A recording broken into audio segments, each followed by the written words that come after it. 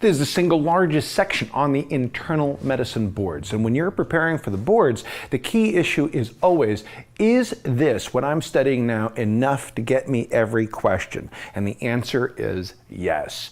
These materials are expanded, 100 new pages, and this cardiology, the single largest section on the internal medicine boards, everything here.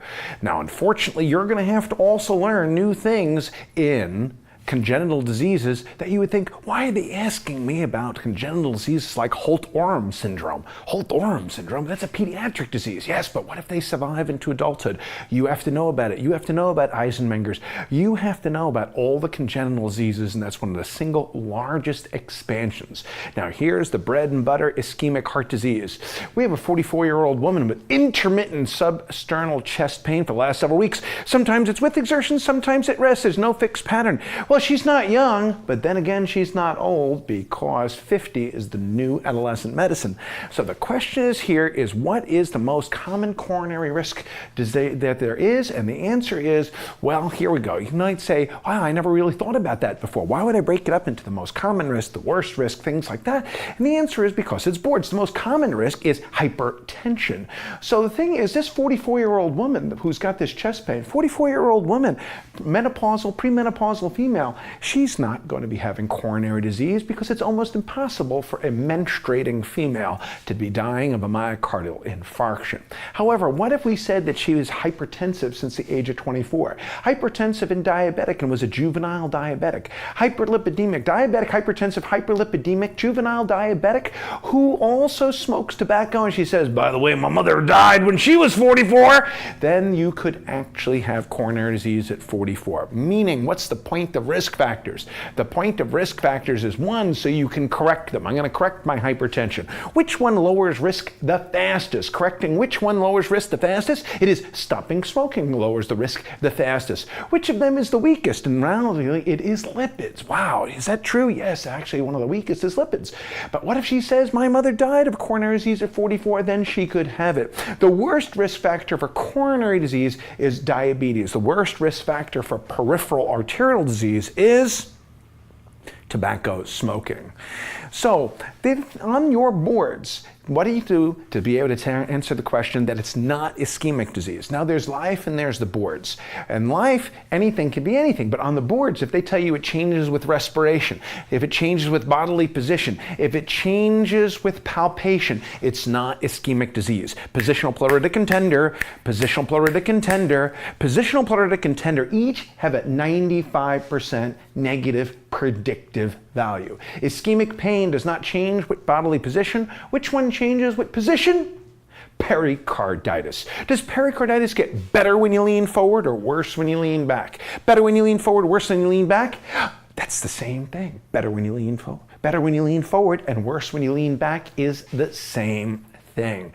Which one changes with respiration? Which one of them is pleuritic? Why, pneumonia is pleuritic. The pleura is inflamed. The pleuratus is pleuritic. The pleura is inflamed. Inflammation. Oh, pulmonary embolus is pleuritic. The pleura is inflamed from an infarction. Pericarditis is pleuritic. How convenient. All the ones that are pleuritic all begin with P. Pulmonary embolus, pneumonia, pneumothorax, pleuritis, and chest wall tenderness, because ischemic pain is not tender. The best initial step, the EKG is normal. Now, if the EKG is normal, the most likely cause of her pain, by the way, what is the most likely cause of this woman's pain? The most likely cause of this woman's pain, when it's not cardiac, is gastrointestinal. Reflux disease and ulcers is the most common, most likely thing for her if she didn't have hypertension, diabetes, hyperlipidemia.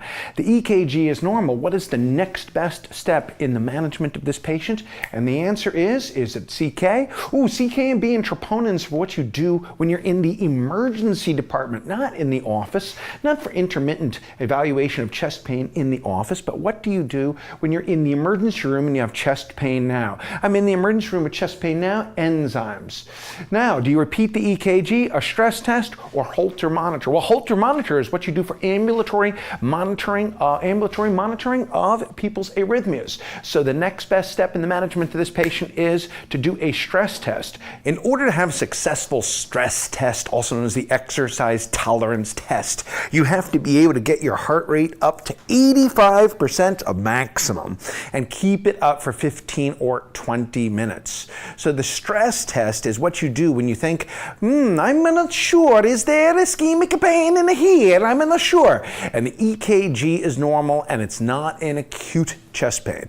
You can't do the stress test when somebody's having pain now. You can't take this guy who's got pain and go, I got pain in my chest. And you go, yeah, get on the treadmill. Get on the treadmill, walk. I go walking on my treadmill. Well, you have to be able to get it up to 85% to maximum, and you have to be able to read the EKG. Because how do you detect ischemia on a stress test? The first thing is you're looking for ST depression. So if you have a baseline abnormality of your EKG, if you have a person who's got ST segment depression at baseline because they have left ventricular hypertrophy, or they've got a pacemaker, or they have digoxin effects. Anybody using digoxin anymore? But what if you already have baseline abnormalities, already have baseline ST segment depression? Then you're not going to be able to read the EKG for ischemia. So if you can't read the EKG for ischemia, how do you detect the ischemia? The answer is stress nuclear, like thallium or sestamide, or echocardiography, stress echo. And how do you detect the abnormalities on a stress echo? On a stress echo, when you become ischemic, the wall does not move. You have decreased wall motion, dysmotility. Well, what if you're infarcted? If you're infarcted, what do you see? Okay, ready? Write this down. Dead things don't, right? Is that slow enough? Dead things don't move. That's how you tell if it's infarcted, because dead things don't move. And ischemic things don't move either. How do you detect whether it's ischemia, insufficient flow, or infarction, a dead wall? Ischemia versus infarction. And the answer is that if you're infarcted, you don't have wall motion at rest or with exertion. No wall motion or dysmotility at rest or with exertion. But if you're ischemic, your wall motion comes back when you're at rest. If you're only ischemic, your nuclear perfusion comes back when you're at rest. If it's infarcted, the nuclear thallium uptake is decreased at rest and with exertion. And if it's on echocardiography, there's dysmotility with rest and exertion. Because if you're dead at rest, and you're dead when you're exercising. What in the question will tell you to answer? A nuclear stress test. I can't read the EKG for ischemia. So this is how you tell uptake with nuclear. See, this is normal. This is normal. See, what does the nuclear isotope look like if you're a myocyte in the heart? If you're a myocyte in the heart, the nuclear isotope looks like potassium. So if you are alive and if you are perfused, you will pick it up. So if you're not alive or you're not perfused, see how it's not picking up the thallium, it's not picking up the sestamide, it's not picking up the nuclear isotope? This is ischemia. Ooh, how do I know if it's an infarction? If I let the person rest. After I go walking on my treadmill, and I sit down and I rest, this should fill in. If it's ischemia at rest, it will fill in like this, and you'll pick up the thallium isotope. So this shows ischemia. At exercise, there's decreased uptake of the nuclear isotope because thallium looks like potassium, and potassium and thallium are picked up by the sodium-potassium ATP ACE. So this would be decreased uptake of the sodium, potassium, ATPase. And at rest, it fills in. This is what you're looking for with a stress test, because this is reversible ischemia. This can be fixed. You can bypass it and you can angioplast it, and this is the major goal of doing a stress test, to find reversible ischemia between exercise and at rest. Now, when is a dipritamol or adenosine or dobutamine stress test the answer? The adenosine, dipritamol, and dobutamine stress test are for when you can't exercise. Dipritamol, dobutamine, adenosine simulate the effect of exercise upon the heart. When you exercise, do your coronary arteries, do they constrict or do they dilate when you exercise? They dilate. They don't constrict, because constricting will be very bad. Oh, I need more blood, I need more blood. Oh, I didn't get blood, I didn't get blood, I didn't get blood, I didn't get...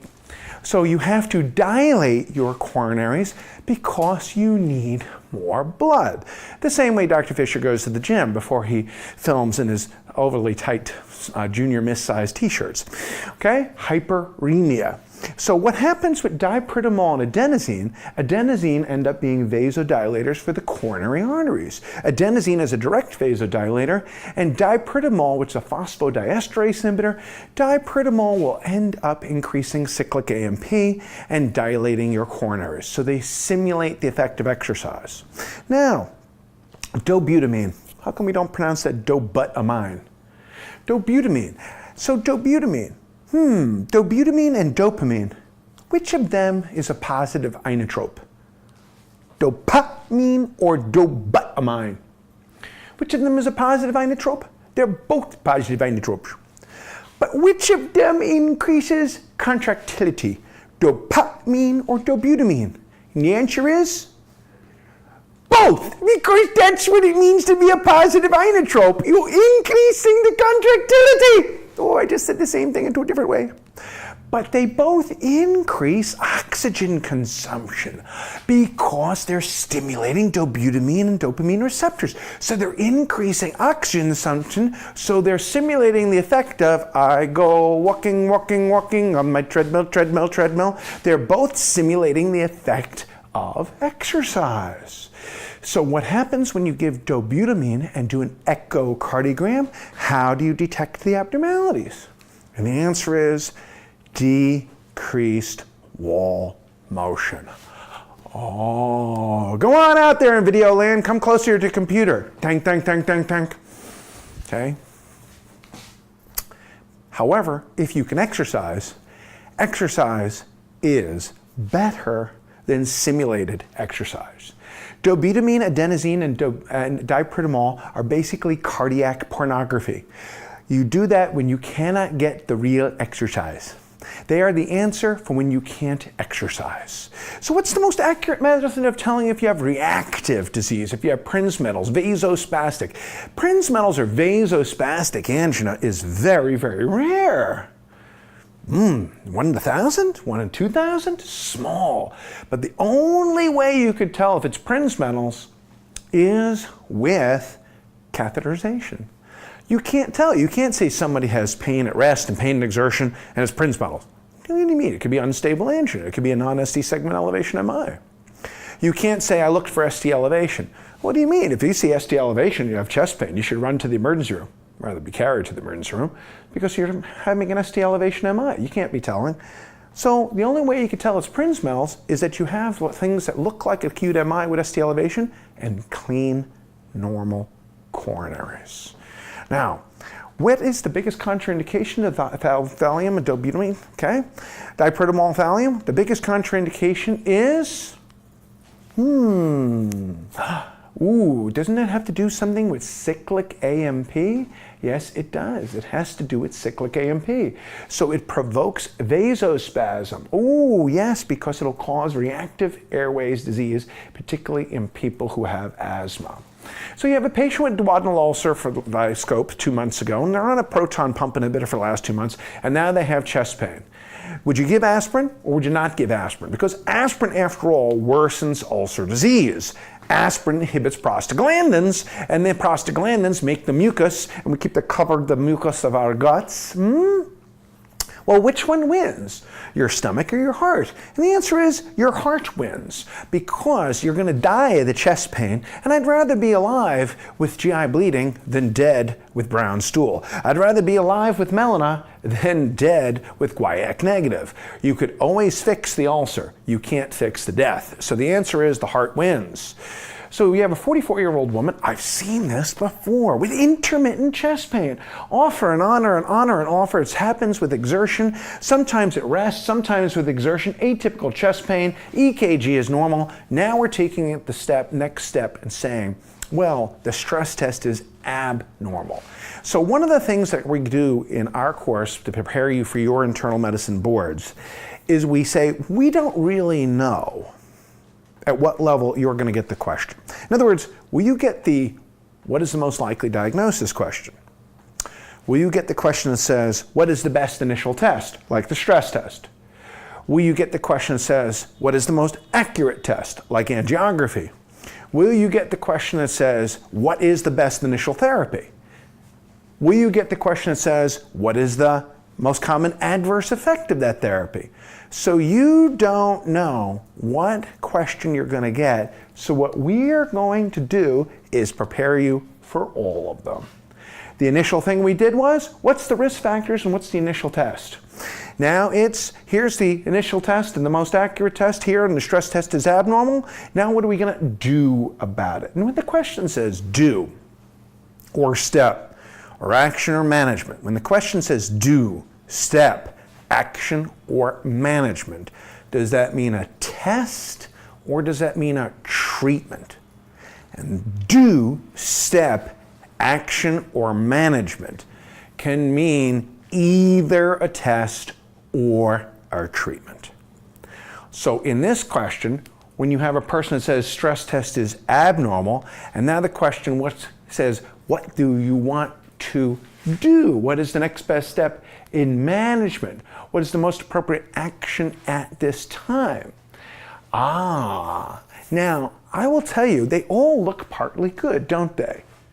Well, this is the confusing thing about internal medicine boards. They're all good. We want to do all of them. But you now have to say, I know we want to do all of them, but which one is first? So in this case, the person needs angiography, and angiography is good, but aspirin is gooder. Meaning, you already know that this person has ischemic heart disease because they have an abnormal stress test. So they need to get nitroglycerin because they've got chest pain. But nitroglycerin doesn't change mortality. They should get beta blockers because beta blockers do change mortality. But when you have ischemic heart disease, antiplatelet therapy is more important than the others. Now you might say, well, wait a second, fishy. Don't I want to do angiography? Don't I need to know the anatomy? And the answer is you do. Why? Well, we know that the person has ischemic heart disease. There's an abnormal stress test. So we know that this person needs aspirin, nitrates, beta blockers. We know that they need an echocardiogram because if the ejection fraction is low, they need a ACE inhibitor, or ARB, or hydrolysine and nitrates, ACE inhibitor, or ARB, or hydrolysine and nitrates. Well, then what do we need angiography for? We already know she has coronary disease. What difference does angiography make? Now let's think this through. The difference that angiography makes is that, well, let's give you this other question. When does angioplasty lower mortality the most? When does angioplasty lower mortality the most? The answer is a primary ST segment elevation MI. Angioplasty has never been shown to lower mortality in a case like this. Now that's going to be a big thing for you for your internal medicine boards because they're going to want you to know not to overuse resources. That's our big thing. ChooseWisely.com. choosingwisely.com, which is angiography tells you the anatomy, but 1 in 2 vessel disease angioplasty doesn't lower mortality, not in stable angina. Matter of fact, angioplasty in general doesn't lower mortality in any type of vascular disease with stable angina. So why am I doing the angiogram?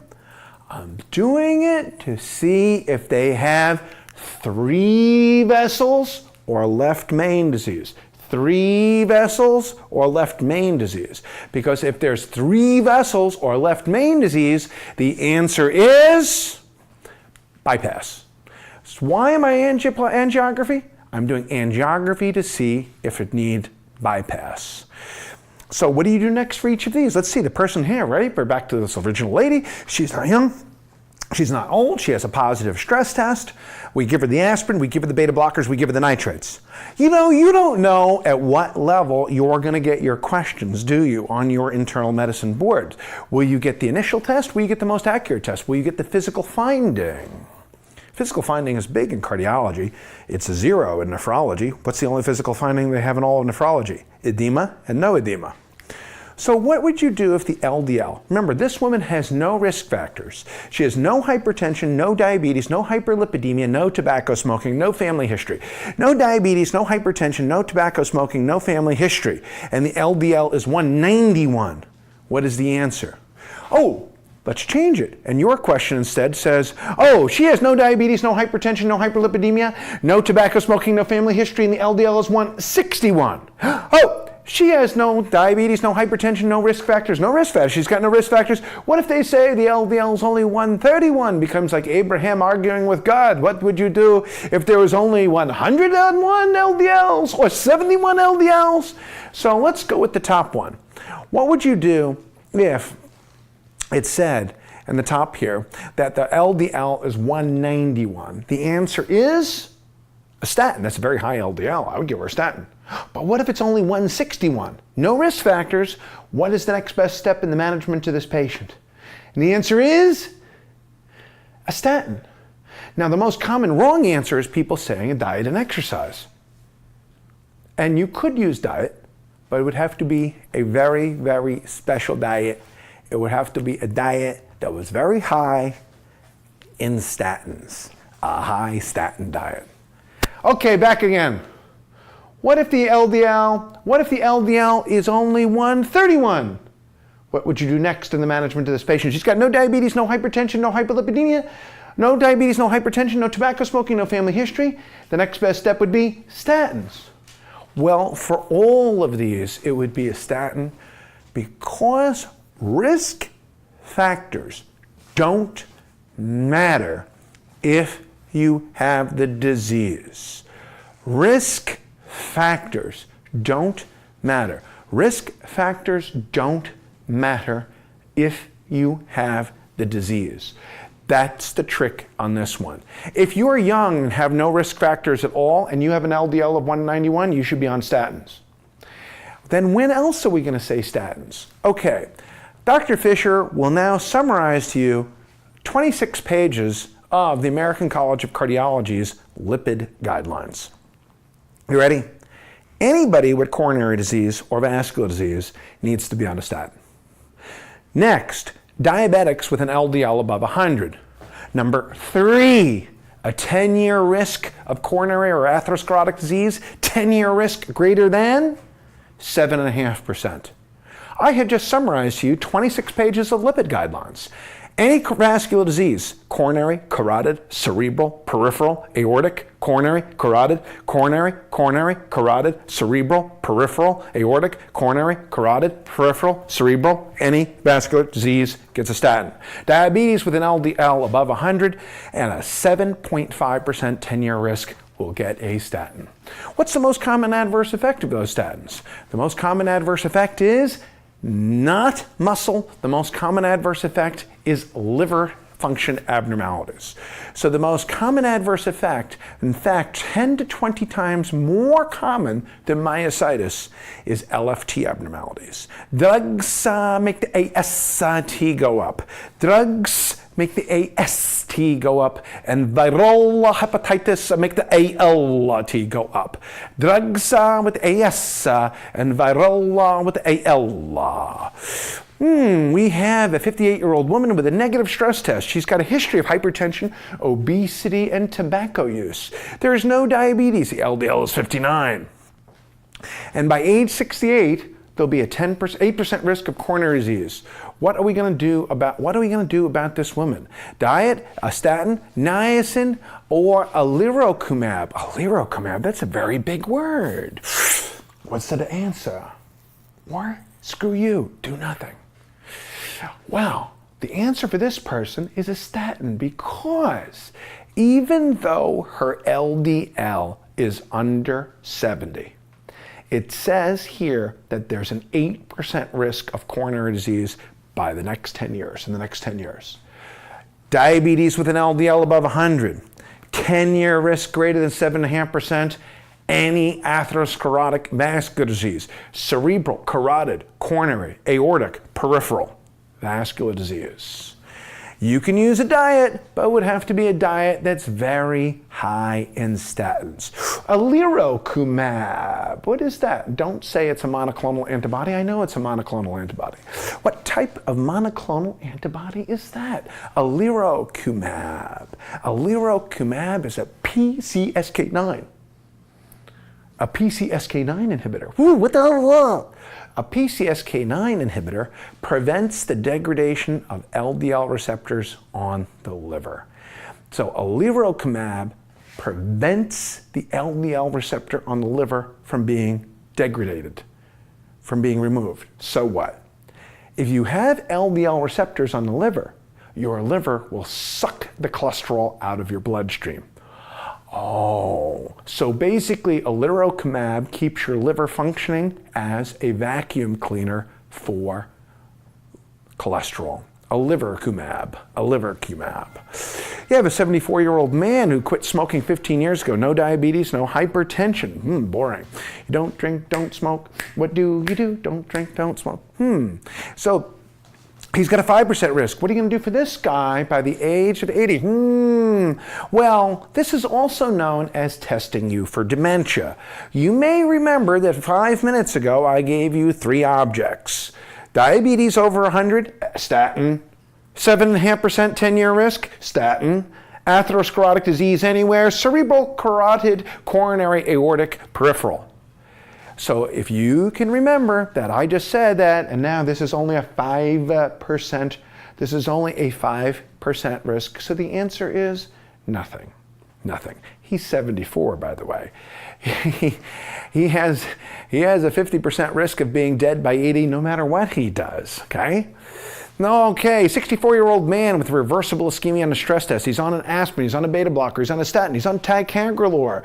And remember, ticagrelor, clopidogrel, and prasugrel are close to interchangeable as a second antiplatelet drug. You do that as 2 antiplatelet drugs for everybody who's going to be stented. He still gets chest pain. Ooh, look at that. That's bad. Ooh, what are we going to add for this guy? An ARB. Well, we don't add ARBs. Well, does ARB, we don't add ARBs to enalapril. We're not going to add an ARB to enalapril because ACE and ARB is like wearing 2 bras, one on the inside and one on the outside.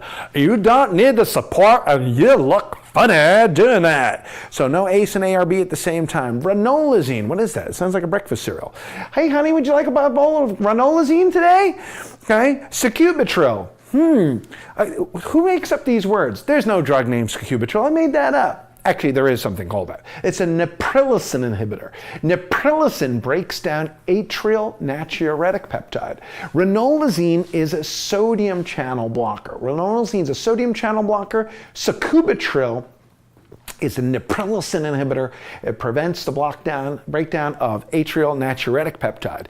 Adding a 3rd antiplatelet drug is very good for adding bloody stools and stroke, but doesn't add anything for the heart. Or verapamil, adding a calcium blocker. Adding calcium blocker, 2 calcium blockers, only adds constipation and edema. Constipation and edema. Constipation and edema. Constipation and edema. So what adds here? The ranolazine. Ranolazine is an anti-anginal drug without a clear mortality benefit. That's what you added to it. Ranolazine is a third-line drug that you use when people have been revascularized and they're on nitrates and are on beta blockers and they're on ACE inhibitors. And I gave them nitrates, aspirin, and beta blockers, and they still have angina, and I don't know what to do. So you know why it's easy to work with Conrad Fisher here? Because I have some very easy answers. We never combine calcium blockers, so that's always a never. We never combine ACE and ARB, that's always a never. We never use a third antiplatelet drug in chronic and stable. And sacubitril is the answer for congestive failure. You combine it with the ARB valsartan. So sacubitril is only a CHF med for combination with an angiotensin receptor blocker. 54-year-old man with a history of diabetes comes to the office for routine management. Okay, the LDL is 137 and his stress test is normal. What's the goal? Now, this is the paradox of current lipid management. The paradox of current lipid management is that we're going to say simultaneously two very strange things. We're going to have people come up and say, we don't do goal-directed therapy anymore. Goal-directed therapy of a particular number is not useful anymore. We don't do goal-directed therapy because we put them on high-intensity statins, and that's it. What is the goal, though, for him? What's the goal? But you just said there's no goal-directed. There's no goal-directed therapy, but it should be at least under 100. You just said things that are contradictory. Yeah. So the good news is our boards only ask us things that are clear. So the short answer for this person is, it's not clear that there's a goal that is specifically treated towards, but we would like it to be at least under 100. And we're not clear that any second lipid drug actually helps. But add ezetimibe. That's contradictory. Yes, that's just the way it is. Diabetes can be under 100. Which of these has the greatest risk? Now, do you see adverse effect questions? Adverse effect, that's clear. It's clear. At what age should you get married? 50% of marriages in the United States end in divorce. But I didn't ask you that. I asked you at what age you should get married. Yes, but 50% end in divorce. Well, what's the answer to my first question? I don't know. There is no answer to that. But 50% of marriages end in divorce. See, adverse effect is a clear question. That's why that's the type of question that will be here. So the one that has the greatest effect on causing myositis in a person in combination with a statin is the fibric acid derivatives. Well, when should we use fibric acid derivatives? Ever? I don't know. What's the adverse effect? More myositis. Sorry. Look on the bright side. You think the students who are preparing, residents who are preparing for the boards, get very tense, as they should, and there's no correlation between test-taking anxiety and performance. A lot of the most successful people have test-taking anxiety. I have test-taking anxiety. People I work with, the guy's super brilliant. He goes, I vomit all night. All night I vomit. I stay up all night vomiting before my exam. So we think that we're going to get put into an unanswerable question. What should the second lipid drug be? What is the goal, the target, when there really is no target anymore? We're not going to fail because we're going to get put into an unanswerable question. We're going to fail by simply not knowing enough medicine. That's when we'll fail. You're not going to get put into an unanswerable question. Which anti-interventional med has the greatest constipation? You see, that's a clear question, isn't it? That's a clear question. The clear question is adverse effects, and the answer is clearly calcium channel blockers. I saw this in a lady this week. She says, Dr. Fischer, lady's from Haiti, I have a problem, my feet are swollen. Anything else going on? Yes, I have constipation. Oh, and I feel, ooh. And the answer is that her diltiazem went away, and so did her constipation and lower extremity swelling. That's a clear question. Which of these gives the greatest decrease in LDL? Again, a clear question. It's a clear question. I didn't say when should you use it. You notice that I'm ducking out on that? I didn't say which should be used first, and the answer to that is easy. It's always a statin. But the greatest decrease in LDL is evolocumab. Remember alirocumab? Alivercumab? It's a PCSK9 inhibitor. PCSK9 inhibitor. PCSK9 inhibitors prevent the breakdown or deterioration of LDL receptors on the liver. It keeps the LDL receptors on the liver. The liver therefore sucks the LDL out of the blood, and it causes an enormous decrease in LDL. Evolocumab, alirocumab. When should you use it? It's indicated for familial hyperlipidemias. When should you use it? It's indicated for familial hyperlipidemias. Does it lower mortality? Not so clear. So what's the clear question? That's a clear question. Your questions have to be clear. You're not going to get asked unanswerable questions on your test. Now, 68-year-old man comes to the emergency department of a small rural hospital in rural Brooklyn that has no cath lab. He's had 1 hour of crushing substernal chest pain. And remember, real pain is substernal. Pain that's on the right and on the left, negative predictive value 95%. While shoveling snow. Shoveling snow ruptures plaques. Shoveling snow ruptures plaques. Radiating to his arm and his jaw. He's sweating and nauseated. And he smokes cigarettes. Man, you know, risk factors don't matter. He's 68. He's a 68-year-old guy. He's a postmenopausal guy. He's going to die of that chest pain unless we do something. And then there's ST segment elevation. So what do you think they're going to ask you about this question? You think they're going to ask you, what's the most likely diagnosis? Helen Keller could get this answer. Okay. What do you think they're going to ask you? Well, they can ask you, what's the best initial test? I like troponin and CPK. They could ask you, what's the best initial therapy? Or they could simply ask you, what should you do next? So if the question says, what you do next, does do next mean a test or a treatment? If it says, what should you do next? Is that a test or a treatment? It can be either one. If it says, what is the next best step in management? It's the most appropriate action. ¿Qué tú quieres ahora, papito? What's the initial step? That could be either a test or a treatment. Oxygen. Oxygen is mierda de vaca. No ayuda. Ni pa mi gait. Oxygen does not lower mortality. It is often the most common wrong answer because people are still memorizing the acronym. They want to give MONA, and you need a vowel in there, don't you? Because you don't want to just say minya. So the O in the oxygen in MONA does not lower mortality. I like nitrates and morphine. This person needs nitrates and morphine. They need aspirin. They need thrombolytics. Or should we transfer them for angioplasty? Let's see. Well, which is better in efficacy, angioplasty or thrombolytics? Angioplasty is clearly better in efficacy. If I had a myocardial infarction, I would start shaving my own groin or my own radial area and I'd start sterilizing myself. Hi, it's Conrad, I've got chest pain, I'm catheterizing myself now. But the thing is that bad food now is better than great food in 2 weeks. So although transfer for angioplasty is good if the nearest lab, they tell you, is less than 90 minutes away, that you can do door-to-balloon time in 90 minutes, if you can do door-to-balloon time in 90 minutes, then transfer for angioplasty is the right answer. Number 2, metoprolol lowers mortality, but metoprolol does not matter whether you give it now or you give it in a few hours. Whereas aspirin, anticoagulants, aspirin matters in terms of mortality and in terms of timing. Aspirin, 2 antiplatelet drugs for all MIs, 2 antiplatelet drugs, aspirin and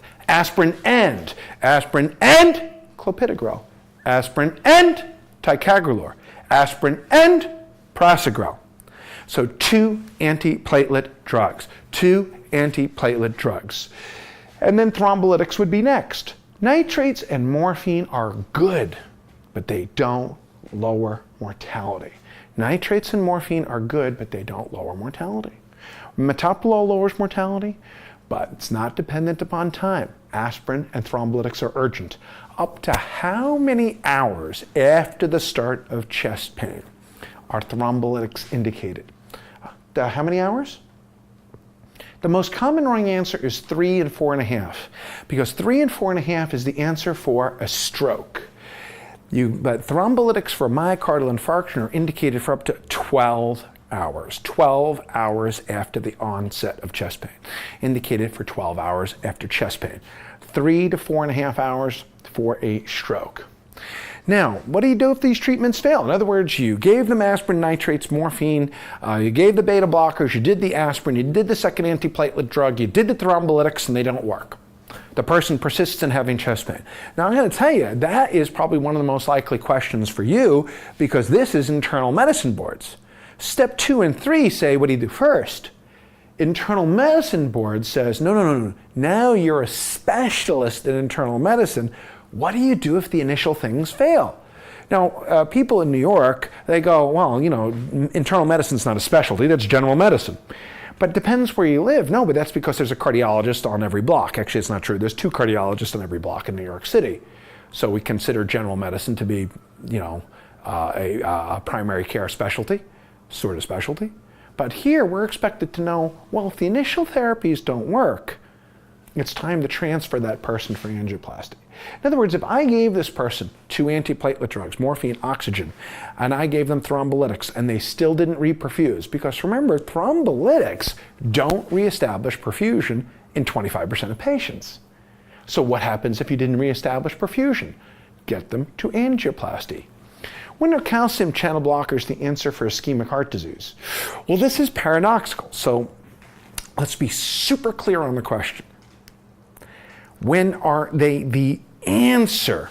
They're the answer for Prinz metals, for people who use cocaine, and for people who have such severe asthma that they can't use beta blockers. Such severe asthma. And remember, 70 to 80% of people with COPD and asthma can tolerate metoprolol.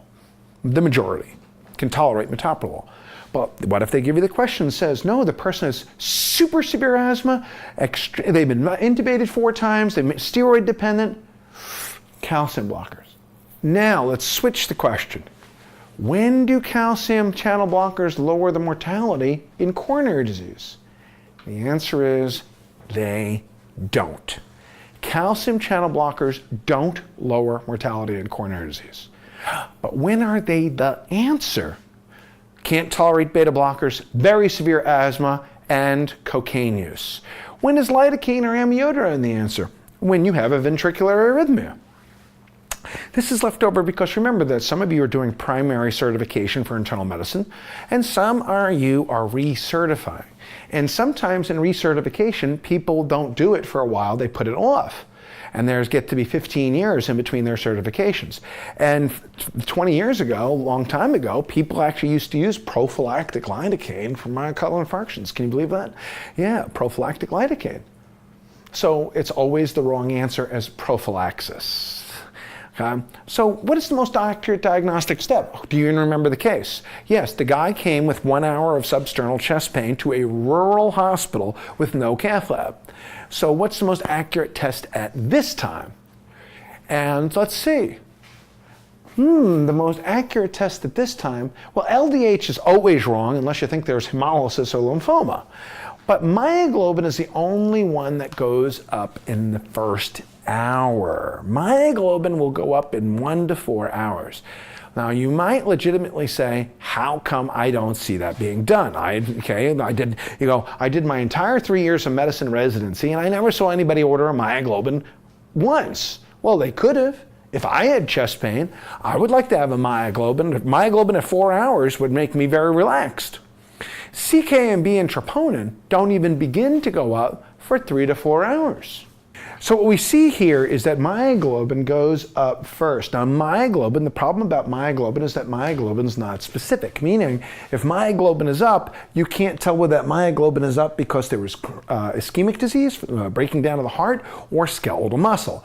But what myoglobin has is a tremendous negative predictive value. A negative myoglobin at 4 hours is well over 95% negative predictive value. Let's get a preview on our statistics section. Does that mean it's sensitive or specific? It's very sensitive because a negative test A negative test rules it out, okay? Sensitive, snout, a negative test rules it out. Now, CPK and troponins, you can see that they both are rising at about the same time at 3 to 4 hours. But the problem with CKMBs and troponin is they don't reach their maximum sensitivity till about 12 to 24 hours.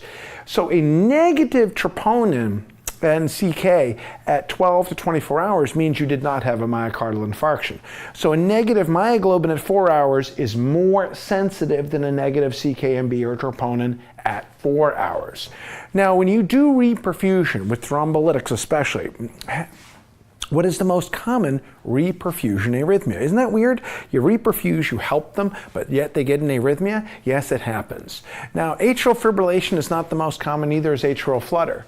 Now, what is the native rate of the ventricle? In other words, if you didn't have an SA or an AV node, and you just had the heart beating at the rate that comes out of the ventricle, that's called idioventricular rhythm. Idioventricular, meaning somewhere in the ventricle, but I don't know where. Idioventricular rhythm, meaning it's coming out of the ventricle, is at about 30 or 40. The ventricular rate is at 30 or 40 per minute. However, the ventricular rate is at 30 or 40 a minute, and if you go above 100, it's ventricular tachycardia. The idioventricular rate is 30 or 40 a minute. Above 100 is VTach. Well, what is it called when it's in the middle? What is it called when it's faster than the native rate of 30 or 40, but not fast enough to be ventricular tachycardia? That is called accelerated idioventricular rhythm. It means that it's a wide complex because it's not going down the normal His-Purkinje fiber system. It's not going down the His-Purkinje fiber system, so it's slow. And slow in the EKG means wide. Slow in the EKG means wide. So it's wide, complex, but it's not tachycardic. But it's, on the other hand, it's faster than the normal idioventricular rate. So let's see, if the next beat was at this box, 1 box away, from here to here, that'd be a rate of 300, 150, 100. It's under 100, but faster than 40. Accelerated idioventricular rhythm, and you don't do anything about it because number 1, it's temporary, and number 2, you're living off of it. It's temporary, meaning it's only while the bad toxins, so to speak, are washing out from your bloodstream, and it's temporary. And the other thing is this is how come you are having a heartbeat. You see, if you gave an antiarrhythmic to that, what if you extinguished it? Well, then you'd extinguish the life with it. That would not be ideal. So, accelerated idioventricular rhythm, time to pause when you want to absorb more. There you go. Now, when is coronary bypass grafting the answer? Hooray, this is going to be one of those things that you're going to be like, yeah, I know something. And the reason you could say, yeah, I know something, is because this has not changed in 40 years. This has been the same since the 70s and early 80s. So, what is the major indication for bypass grafting? Is either left main or 3-vessel disease with 70% stenosis in each one. It's amazing, isn't it, really, that you can lose 30 or 40% of your diameter, and that doesn't even count as significant? You lost 30 or 40% of diameter, it's not significant? I know, it's amazing. Left main 3-vessel disease. A man comes with substernal chest pain. Remember, pain that's on the left and pain that's on the right is negative predictive value by 90%. ST segment elevation in what leads? What wall is that? 2-3 and AVF, what wall is it? Left, okay, the left 2-3 and AVF, that is the inferior wall. So here we're going to have ST segment elevation in the 2-3 and AVF, 2-3 and AVF in the inferior wall. Now, he's gotten aspirin and beta blockers. He's undergone angioplasty. And now the question is, which of these lowers his mortality? Oxygen, I already badmouth oxygen a lot, right? Okay, morphine is good, but it doesn't lower your mortality. Nitrates is good, but it doesn't lower your mortality. So they are just like real life. You've got 5 choices, and what ends up happening is you automatically exclude 2 or 3 of them, and then you're down to the last 2. Oxygen doesn't lower mortality. Calcium channel blockers don't lower mortality. Nitrates and morphine don't lower mortality. The most common wrong answer is ACE inhibitor. The most common wrong answer is an ACE inhibitor, because ACE inhibitors only lower mortality in a myocardial infarction if there is left ventricular dysfunction. ACE inhibitors only lower mortality if you have a low ejection fraction. So this person who has an inferior wall myocardial infarction is not going to have a low ejection fraction. ACE inhibitors should be used in MIs.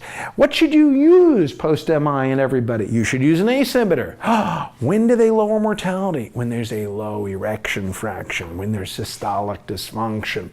And inferior wall MIs don't cause systolic dysfunction. Oh. We have a 68-year-old man who comes to the emergency department, 1 hour of crushing substernal chest pain. The pain radiates to, have I heard this before? Yes, I have. He's got ST segment elevation in V2 to V4, anterior wall MI. He's already gotten aspirin and statin and metoprolol. So what will be useful for this guy? He needs angioplasty. What will benefit him the most? But angioplasty is not one of the answers. Spironolactone is good for congestive heart failure, systolic dysfunction. Implantable defibrillator is if you have dilated cardiomyopathy. Nitroglycerin is good for pain but doesn't lower mortality. What you want is a second antiplatelet drug. The answer to this could have been clopidogrel, it could have been ticagrelor, or prasugrel. But you notice that ticagrelor and clopidogrel are not in the answer choices, because if they were in the answer choices, then you wouldn't be able to choose between them, because all of them as second antiplatelet drugs, would all be useful in this person as a second antiplatelet drug. Abscimab, tirofiban, eptifibatide. Abscimab, tirofiban, eptifibatide. Abscimab, tirofiban, eptifibatide are all glycoprotein 2B3A inhibitors. They're all glycoprotein 2B3 inhibitors. When are they the answer? And the answer is when you're going to get cath and stented. They are a third antiplatelet drug that you use in addition to the aspirin and clopidogrel, aspirin and prasugrel, aspirin ticagrelor. You added glycoprotein 2B3A inhibitor on before stenting someone. 64-year-old man is in the emergency department 1 hour. He had chest pain. He had a non-hemorrhagic stroke 6 weeks ago, and he's got a BP of 182 or 108. His EKG shows that he badly needs cardiac catheterization. He's received his aspirin and oxygen, thank you very much, and he needs something because he's got chest pain and ST segment elevation. So what are we going to do for this guy? What will be the most appropriate thing in his management? Thrombolytics. Transfer him for an angioplasty, nitrates, bypass surgery, or add a metoprolol and beta blocker and say that's it. Add a metoprolol and an ACE inhibitor, beta blockers and ACE inhibitor, and say you're on your own. So this guy has to be, can't get thrombolytics. This guy can't be getting thrombolytics. So the answer is to transfer him for angioplasty, because this guy has two contraindications to thrombolytics. What are the two contraindications? Number one, he had a stroke 6 weeks ago. Number two, he's got a blood pressure with a systolic over 180. So if you controlled the blood pressure, you could give him thrombolytics. However, you can't give thrombolytics to someone who's had a recent stroke. Now, sometimes strokes recent, non-hemorrhagic strokes recently, some people would define them as within 6 months, some within a year. You notice this question is not controversial. This question's not controversial because it's like, well, it's like 6 weeks ago, so whether you took the year or 6 months ago as the contraindication, it doesn't matter because it's within the last 2 months. So it is a clear question because it's a contraindication to thrombolytics and you transfer them for angioplasty. Now, 68-year-old man comes at 1 hour crushing substernal chest pain. Death by shoveling snow again. We're killing these guys off. And he's got a new left bundle branch block. So the question here says, what is the indication when you have acute chest pain? In other words, all you have to make the determination of what to give in cardiology at the beginning is you have a story and you have an EKG. A story and you have an EKG. Because on initially meeting people, you don't have any enzymes. That's why did you notice that no indication for thrombolytic or angioplasty is based on enzymes. It's the story and the EKG. Now, here, a new left bundle branch block or a left bundle branch block that is not known to be old is an indication for thrombolytics and angioplasty. A new left bundle or a left bundle and you go, I'm not sure if it's new. I'm not sure if it's new. If you're not sure it's new, with this story, you treat it as if it's new. You're not sure it's new, you treat it as if it is new unless you're sure it's old. Person comes in, he's got a left bundle branch block. You have no previous EKGs. You don't know whether it's new because you don't have a previous EKG to see if it's new. So you treat it as if it's new, and that means time for thrombolytics. This guy will need to get thrombolytics because a new left bundle branch block is a thrombolytic criteria. So ST segment elevation in 2 leads within 12 hours, or a left bundle branch block that you're not sure is old. Abscissimab and tirofiban are 2 glycoprotein 2b3 inhibitors. Use them after stenting. Enoxaparin is for unstable angina, unstable angina, or non-ST segment elevation MI. Unstable angina, non-ST segment elevation MI, you use a low molecular weight heparin to prevent the clot from forming in the coronary artery. Argatroban is a direct thrombin inhibitor, and that direct thrombin inhibitor has been used for heparin-induced thrombocytopenia and is sometimes used with angioplasty and stenting. What's the major complication of argatroban, direct thrombin inhibitor? Is that it causes too much bleeding. So that's why its efficacy is okay, but its adverse effect is very bloody. A patient undergoes reperfusion. The pain resolves. The troponin level went higher. What do you want to do about it? And the answer is you want to do, hey, his troponin's going up. Do nothing. Do nothing. The troponin level went up because he's having a myocardial infarction. If the troponin did not go up, it means you cathed the wrong guy. You cathed him because he's having an infarction. And the infarction means that he's going to have troponins rising in a couple of hours. So if the troponin wasn't going up, it means go back in there and take the stent out. Of course the troponin's going up, he's having an MI. When are glycoprotein 2b3 inhibitors? Eptifibatide, tirofiban, abscissimab. They're the indication when you learn how to pronounce them. The unpronounceable abscissimab. Eptifibatide. They are a third antiplatelet drug that you use when people are having stenting. Usually with acute ST segment elevation MIs. Who should get 2 antiplatelet medications after myocardial infarction? Ooh, I like that. 2 antiplatelet drugs after myocardial infarction. Now we have an answer for you. It's very easy.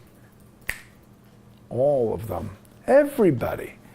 You see, you're going to use 2 antiplatelet drugs because it decreases the risk that once you get in there and you balloon the person, you put the balloon in there and you stent them, it prevents that stent from closing off. So all MIs get 2 antiplatelet drugs. So what's the difference between whether it's a bare metal stent or a drug-eluting stent or no stent? And the answer is the duration of getting 2 antiplatelet drugs. You use them longer when you stent, you use them longer with a drug-eluting stent. So therefore, what's different is not that you're using 2 antiplatelet drugs. What's different is the duration, because if you have a drug-eluting stent, you don't want to stop them too soon because that stent will snap shut. Angioplasty alone without a stent has a 30% restenosis rate. With a stent, it drops the restenosis rate down to 10 or 12%. But when you add 2 antiplatelet drugs, it drops the restenosis rate down to 1 or 2%, 3%. Tiny, tiny. Remember, angioplasty without a stent, they close off because that blood vessel does not like when you smack it around like that. A patient has stable angina and a bare metal stent, aspirin is started. What else are we going to do for this person? Clopidogrel. Remember, he's already on the first platelet drug. Ooh, and he's had a bare metal stent. And what you do is you use a second antiplatelet drug for a shorter duration of time compared to a drug-eluting stent. All MIs and all stents get 2 antiplatelet drugs, but the bare metal stent gets them for a shorter period of time. Which of these second antiplatelet drugs is contraindicated in people who are older? Older is defined medically, let's say over the age of 75. Which is the one that is contraindicated in people who are older? The clopidogrel, the prasugrel, or the ticagrelor? And the contraindicated in the one who's older is prasugrel. Prasugrel is contraindicated in the ones who are older because there's more bleeding in older people. So prasugrel is contraindicated with a history of stroke. Prasugrel is contraindicated with a history of stroke. Any stroke, you bleed, bleed, bleed, bleed, bleed. And in people who are older, which means over the age of 75. Which of these decreases the risk of atrial fibrillation in people who are going to be having bypass surgery? Which of these, in people who have bypassed? Well, we know that beta blockers, they all slow the heart rate, don't they? Not ramipril. ACE inhibitors don't lower the heart rate. Propranolol, digoxin, and calcium blockers lower the heart rate, so they're all a little bit right. But actual primary prevention is a beta blocker. So beta blockers are sometimes given to people who have cardiac surgery to try and decrease the risk of post-operative arrhythmias.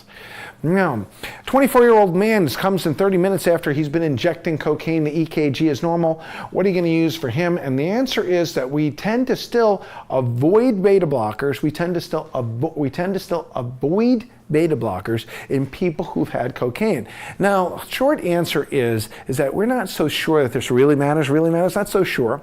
And maybe a year or two from now in the next version of this course, we will tell you that that's all a lot of nonsense. But the bottom line of this one is now, what's the answer? The answer is to use calcium channel blockers because we have a theoretical concern about using beta blockers and with cocaine because of all the extra alpha effect of the cocaine. So we don't want to block the beta receptor because we think that you'll have all this excess alpha effect because cocaine works by blocking the reuptake of norepinephrine, which is alpha.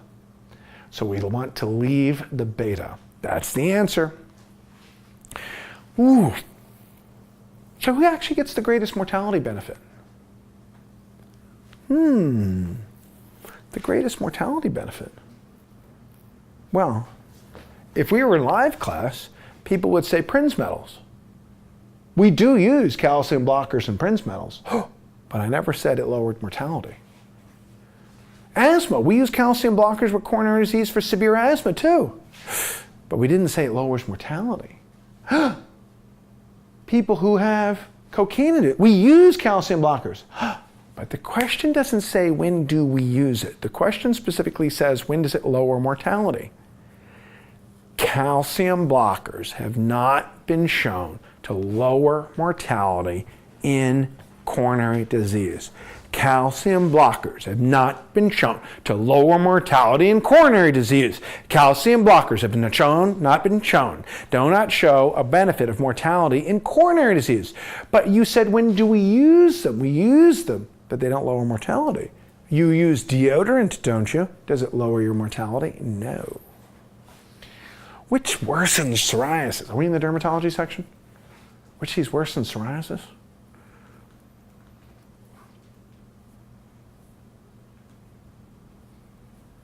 I know, if I didn't know what to do, if I wasn't me, if If I wasn't me, I would have said thiazides, because thiazides tend to have the most adverse effects. Except it's not true. Beta blockers can worsen psoriasis? Why would beta blockers worsen psoriasis? I don't know. Why does anybody have psoriasis? Because they do. Sometimes bad skin happens to good people. It's a memorized fact. You either know it or you don't. Now you know it. A man comes to the emergency department with crushing substernal chest pain radiating to his arm and his jaw. He's never had chest pain before. The EKG shows 1 millimeter of ST depression in V2 to V4. So it's not ST segment elevation MI. He's gotten 2 antiplatelet drugs, aspirin and clopidogrel. He's gotten 2 antiplatelet drugs. So what do you want to do? When it says step, does it mean does it mean a test or a treatment? When it says step, does step mean a test or a treatment? Oh, let's go back to this again. He's got 2 antiplatelet drugs and he's having ST depression. So adding cyclopidine onto that, not adding a 3rd antiplatelet drug is not going to be right. IV unfractionated heparin is never better for anything except when you need a short half-life. That's the only time. In anything else, IV unfractionated heparin causes you to have hemorrhagic stroke and it kills you. IV unfractionated heparin is less efficacy and more adverse effect for DVT and PE. IV unfractionated heparin is only when you need a short half-life dosing. Argatroban is a thrombin inhibitor that has been used in heparin-induced thrombocytopenia, although in HIT, the answer now is fondaparinux first. Fondaparinux. So for this person, when you have ST depression, this is a clot that's in the process of forming in the coronary. And to prevent a clot from forming in the coronary, we use low molecular weight heparin. Because heparin does not dissolve clots. Heparin prevents clots from forming. And what we're doing is preventing a clot from forming in the coronary, so that what you're doing is keeping the coronary open. Thrombolytics are not for ST depression. Thrombolytics are only for ST elevation or new left bundle branch blocks. His pain persists. What to do? Thrombolytics. I just said thrombolytics are never for ST depression. Thrombolytics for ST elevation within 12 hours or a new left bundle branch block. Intra-aortic balloon pump is what you do when you have somebody who has a acutely ruptured valve and you want to pump it up. Pump the ventricle, pump it up. So intra-aortic balloon pumps are not for people who have coronary disease by themselves. Angiography. I love angiography. Everybody should get angiography. Check the troponins. I don't know what that's going to do. So what do you do when the guy's pain persists? Ooh, lidocaine is only if you have an arrhythmia, so it's never right. Only if you have an arrhythmia, and it's not first either. You do angiography if the pain persists because, well, why didn't we just do angiography first? And I'm going to tell you this. Angiography for angioplasty has the greatest mortality benefit when you have ST segment elevation MI. Angiography and angioplasty when you have ST segment elevation MI. So why are we doing it now? Because if we gave him maximum medical therapy, in other words, we gave this person 2 antiplatelet drugs, low molecular weight heparin, beta blocker, ACE inhibitor, statin, and he's still got pain, the only thing we can do is to go in there and try and bump open the blood vessel with angioplasty. But Conrad, you said that angioplasty lowers mortality most in ST elevation. Yes, I said that. But this man's still having pain. He's symptomatic. He's having an acute coronary syndrome. But is this unstable angina, or is this a non-ST segment elevation MI, otherwise known as NSTEMI? Which one is it? Is it unstable angina or NSTEMI? You don't know until I tell you what the troponins is. If the troponins rise, it's an NSTEMI, non-ST segment elevation MI. But if the troponins are normal, it's unstable angina. What's the difference in management? Nothing.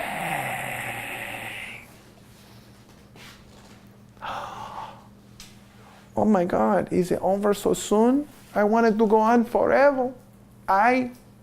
When I am with you, we stay up all night. When I am not with you, I can't get to sleep.